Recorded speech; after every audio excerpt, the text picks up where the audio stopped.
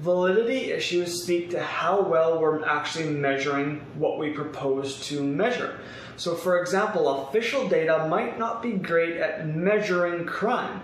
The reason being is that official data rely on the fact that the individual has been detected by some agent of the justice system, whether it's the police, the courts, or corrections. But a lot of crime does not get detected by the justice system, especially in terms of actually identifying a suspect. And so official data on crime are always going to underestimate the rate of offending in the population. This is what we refer to as the dark figure of crime, offenses that are not captured by official statistics. This is where self-report surveys and victimization surveys can be really useful because, as I mentioned, we can ask individuals about crimes that they committed that maybe they did not get detected for, or instances in which they experienced victimization, but the police were not able to identify a suspect or arrest that suspect. On the other hand, official data tend to be very reliable. Reliability refers to the extent to which the research results can be replicated in other studies. A useful way of thinking about validity and reliability is to think about a bathroom scale. If we step on a scale and we know for a fact that our weight is 155 pounds. If we step on that scale, big fight coming up, Conor McGregor, Dustin Poirier, so I've got this analogy is really strong in my mind right now. When those individuals step on the scale, if we know that when they were in the back room they weighed 155 pounds and then they step on this new scale and they're 155 pounds, we know that that scale is valid. It's capturing the same construct that we're trying to measure, which is weight.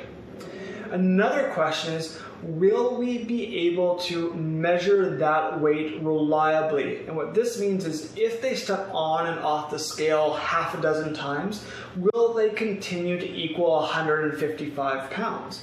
So can we replicate that value? Even if we set the scale ahead, so let's say we added 5 pounds to the scale, we would expect them to step on the scale and each time they would weigh 160 pounds. So that's the difference sort of between reliability and validity. Reliability is the ability to get that measurement over and over and over again. The reason why official data are really good at being reliable is because police, courts, and corrections are required to do things like record every time an arrest is made, identify the individual's name, the date, the time, when it happened, where it happened, and so on. When we look at self-report data, individuals aren't necessarily creating like a Dear Diary, today at 7:59 p.m. I committed a bank robbery. They're not recording that level of detail. So we can get two issues with reliability. One is that maybe the individual is going to lie about crime, so maybe they underestimate the amount of crime they've committed, or they want to sound very hardcore, so they overestimate the amount of crime they've committed. Or we could have an issue with telescoping. Basically, it's a situation where the individual reports the right event, but in the wrong time period. Let's say if I was asking a participant if they've ever committed a robbery in the last 6 months, and they answer yes.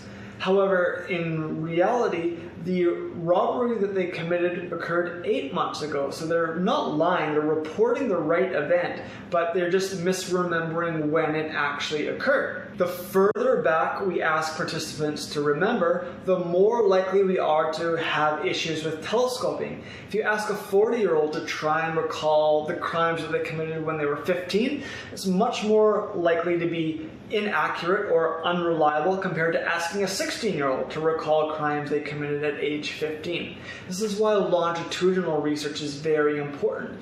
We don't want to wait till somebody is 40 years old to ask them about crimes at 15. We want to interview them at 16 and ask about the past year, and at 40 ask about the past year.